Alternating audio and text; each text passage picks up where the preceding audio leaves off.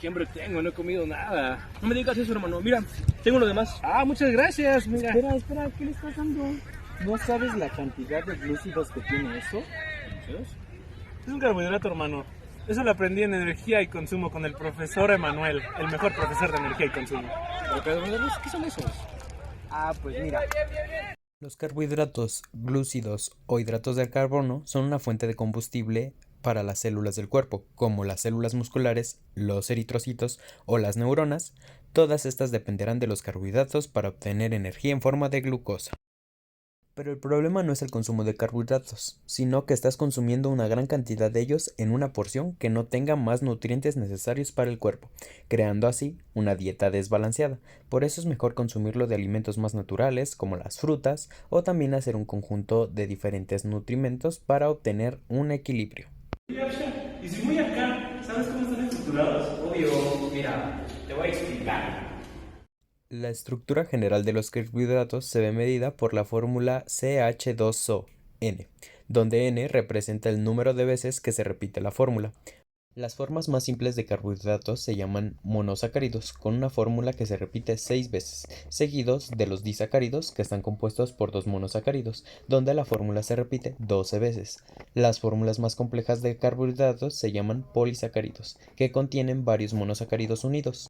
Otra forma de clasificación se podría dar entre sus grupos funcionales, es decir, si es una aldosa o una cetosa, al igual que el número de carbono. Estos ya serían triosas para 3 carbonos, tetrosas para 4, pentosas para 5 y así sucesivamente. Un detalle interesante que cabe recalcar en la estructura de los carbohidratos son los enlaces alfa y beta. Se refieren a las dos formas principales de enlaces glucosídicos que unen a los monosacáridos de los carbohidratos. Estas dos diferentes formas se deben a la orientación de los grupos hidroxilo en el carbono anomérico, es decir, el carbono que participa en el enlace. Los enlaces beta presentan una peculiaridad: no pueden ser fácilmente descompuestos por enzimas digestivas para su absorción en el intestino delgado. Esto significa que los alimentos que contienen moléculas unidas por enlaces beta a menudo son difíciles de digerir, ya que se carecen de las enzimas necesarias para romper dichos enlaces. En el caso de los enlaces alfa, tenemos el ejemplo del glucógeno. El glucógeno es la forma de almacenamiento de carbohidratos mediante muchas unidades de glucosa unidas por enlaces alfa. Las células hepáticas y musculares son los principales lugares donde se almacena el glucógeno, y la cantidad almacenada depende de la ingesta de carbohidratos en la dieta. Pero hay algo que no me queda claro. Entonces, ¿los carbohidratos son buenos o malos? El consumo regular de carbohidratos es importante, ya que si no consumimos los carbohidratos necesarios, las reservas de glucógeno en el hígado y el músculo se agotan a las 18 horas. Después de ese punto, el cuerpo se ve forzado a producir glucosa a partir de la proteína o usar la grasa como fuente de energía. Es por eso que consumirlos evita la necesidad de utilizar proteínas como fuente de energía, y así nuestros cuerpos usan las proteínas para sus principales funciones. En cambio, si los ácidos grasos son usados para la obtención de energía, crea cuerpos cetónicos que provocan daños al organismo. Ok, ya sé que son los carbohidratos, pero ¿cómo los aprovecho? Pues mira, esto se da mediante el proceso de digestión y absorción de carbohidratos. La finalidad de este proceso es descomponer los alimentos hasta glucosas y puedan ser absorbidos por nuestras células y de esta manera llevar a cabo sus funciones. La digestión enzimática de carbohidratos comienza en la boca. La saliva producida por las glándulas salivales contienen una enzima llamada amilasa salival que se mezcla con el alimento. Las alfa-amilasas son metaloenzimas de calcio. Al actuar en ubicaciones aleatorias a lo largo de la cadena larga de polisacáridos, la alfa-amilasa cataliza los enlaces glucosídicos de los carbohidratos, produciendo glucosa, maltriosa y maltosa de la misma enzima o igual del carbohidrato. También obtenemos límite de dextrina, que son oligosacáridos compuestos por 3 a 10 monosacáridos. Una vez que el alimento llega al estómago, la amilasa salival se inactiva debido al pH estomacal, ya que es muy ácido, deteniendo la digestión de carbohidratos hasta que el alimento ingresa al intestino delgado. Aquí es donde la mayoría de la digestión de carbohidratos se reanuda a partir de enzimas amilasas producidas en este caso por el páncreas. Todo para la producción de monosacáridos a partir de los productos formados en la primera etapa digestiva. Los monosacáridos presentes en los alimentos, como la glucosa o la fructosa, no necesitan una digestión adicional en el intestino delgado. Por lo tanto, pueden pasar al paso de la absorción. Pero aquí sucede algo interesante. ¿Qué pasa con los carbohidratos indigeribles? Los carbohidratos indigeribles son aquellos que no pueden ser descompuestos y absorbidos por el cuerpo humano en su forma original. Estos carbohidratos pasan al intestino grueso, donde son fermentados por bacterias para producir ácidos y gases o se excretan como desechos fecales. Los carbohidratos no digeribles se pueden llamar también como fibra dietética. Esta se dividirá en fibra dietética insoluble y soluble. La fibra soluble se disuelve en agua y puede ayudar a reducir el colesterol en sangre y estabilizar los niveles de azúcar. La fibra insoluble absorbe agua, por lo tanto agrega volumen a las heces y promueve la regularidad intestinal. Los ejemplos de fibras solubles son los oligosacáridos resistentes o el almidón. Las bacterias en el intestino grueso pueden fermentar los azúcares, de esta forma estimulan el crecimiento de nuestra microbiota.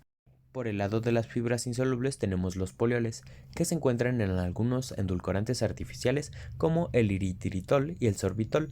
Aunque proporcionan un sabor dulce, no se descomponen ni se absorben completamente en el intestino delgado, lo que los hace adecuados para personas que buscan reducir su consumo de azúcar. Al final, todos tendrán características físicas diferentes como solubilidad, retención de agua, viscosidad o su susceptibilidad a ser fermentadas en el intestino grueso. Estas características están muy relacionadas con sus efectos fisiológicos. Proceso de absorción. Los monosacáridos deberán ingresar a los enterocitos para ser absorbidos. El proceso varía según el tipo de monosacárido. Los enterocitos, que están en el quilo del intestino delgado, tienen una conexión con los vasos capilares. De esta forma pueden llegar al torrente sanguíneo y transportarse. Veamos cómo pasan a los vasos capilares. Para este paso, nuestros carbohidratos ya han sido degradados hasta monosacáridos, donde obtendremos glucosa, galactosa y fructosa. La glucosa y la galactosa serán transportadas a partir de la bomba SGLT1, que es dependiente de sodio. Para compensar la entrada de sodio se utiliza la bomba sodio-potasio, que deja salir 3 iones de sodio y deja entrar 2 iones de potasio. En el caso de la fructosa, tenemos el transportador GLUT5, que pasa a partir de transporte facilitado hacia el interior del enterocito. Una vez dentro, los 3 monosacáridos serán expulsados a partir del GLUT2, igual por transporte facilitado. Los monosacáridos absorbidos serán transportados a través de la vena porta hacia el hígado. Aquí la fructosa y la galactosa se convierten en glucosa para poder ser utilizadas como fuente de energía. Veamos primero la conversión de fructosa a glucosa. La primera etapa involucra la conversión de la fructosa en fructosa 1-fosfato, que luego se convierte en dihidroxiacetona fosfato y gliceraldehído. Ambos son intermediarios en la glucólisis. Estos intermediarios pueden ingresar al proceso de glucólisis. Una vez que se completa la glucólisis, el gliceraldehído se convertirá en piruvato y finalmente puede ocurrir la gluconeogénesis, que es la creación de glucógeno antes mencionado que ocurre en el hígado. Debemos recordar que todos estos pasos son catalizados a través de enzimas específicas. Sigamos con el proceso de conversión ahora de la galactosa a glucosa. Este proceso se llevará a cabo mediante una serie de reacciones enzimáticas. La galactosa se convierte en galactosa 1-fosfato con el uso de ATP, para después convertirse en glucosa 1-fosfato con ayuda de una transferasa, formando también UDP-galactosa, que puede ser utilizada en la síntesis de lactosa o en otras vías metabólicas, y a partir de una isomerización finalizar en glucosa 6-fosfato, la cual puede convertirse en glucosa y ser liberada en el torrente sanguíneo. Para obtener energía a partir de la glucosa se deben de seguir diferentes ciclos metabólicos. El primero de ellos es la oxidación de la glucosa o también llamada glucólisis, donde nuestra molécula de glucosa se verá involucrada en un conjunto de reacciones enzimáticas ligadas una de la otra y vigiladas por un estricto control metabólico, todo con el fin de hacer disponible para la célula la energía química contenida en la glucosa. Dentro de la glucólisis utilizaremos como reactivos 2 ATPs y obtendremos como producto 2 moléculas de agua, 4 moléculas de ATP y 2 moléculas transportadoras de energía llamados NAT. No debemos olvidarnos del producto final de la glucólisis, el piruvato. Este se translocará desde el citosol hacia el interior de la mitocondria, en donde será transformado por acción del complejo enzimático piruvato deshidrogenasa en acetil-CoA, para obtener nuestro primer dióxido de carbono y una molécula de NADH, para ser ingresado en el ciclo de Krebs. No olvidemos que esto se produce 2 veces. Este proceso se inicia con la condensación irreversible de las moléculas acetil y oxalacetato. Esta reacción es catalizada por la enzima citrato sintasa y su producto es el citrato. A partir del citrato se despliega una serie de reacciones irreversibles que culminan con la generación de otra molécula de oxalacetato. Como este proceso se realizó 2 veces, al final obtendremos 4 moléculas de dióxido de carbono, 6 moléculas de NADH, 6 hidrogeniones, otras 2 moléculas transportadoras de electrones, pero ahora serán FADH, y 2 GTPs. El ciclo de Krebs es la vía común para la oxidación aeróbica de los sustratos energéticos. Los 3 NADH y el FADH liberados en el ciclo de Krebs son reoxidados por el sistema enzimático transportador de electrones, estableciendo así un flujo de electrones, los cuales son dirigidos hacia el oxígeno como aceptor final en el complejo 4. Con la energía liberada de los hidrogeniones traídos de las moléculas NADH y FADH se translocarán en los complejos 1, 3 y 4 hidrogeniones para luego ser utilizados por la ATP sintasa. Al final, los productos obtenidos son ATP, agua, anión superóxido de nuestro oxígeno y moléculas transportadoras de electrones oxidadas. Pero ¿qué pasa cuando la cantidad de oxígeno disponible para la célula es limitada? Pues el NADH generado durante la glucólisis no puede reoxidarse a tasas comparables en las mitocondrias, es decir, el ciclo de Krebs y la fosforilación oxidativa. Para mantener un estado de homeostasis, el piruvato es reducido por el NADH para formar lactato. El lactato producido será usado para convertir glucógeno en el proceso de gluconeogénesis.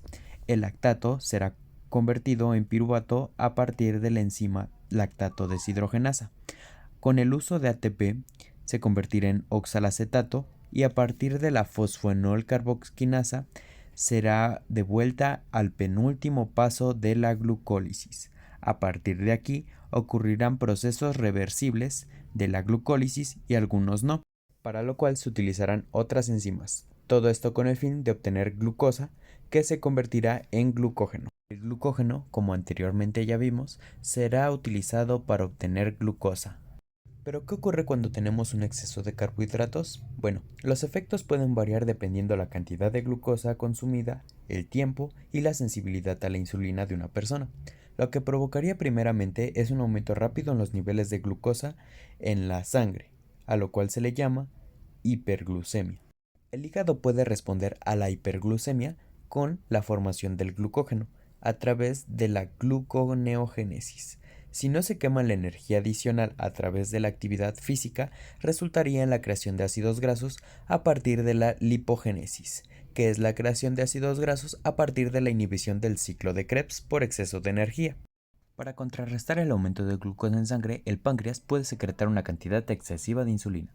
En un mal caso, llevaría a la rápida disminución de los niveles de glucosa en sangre, es decir, hipoglucemia inducida por hiperglucemia.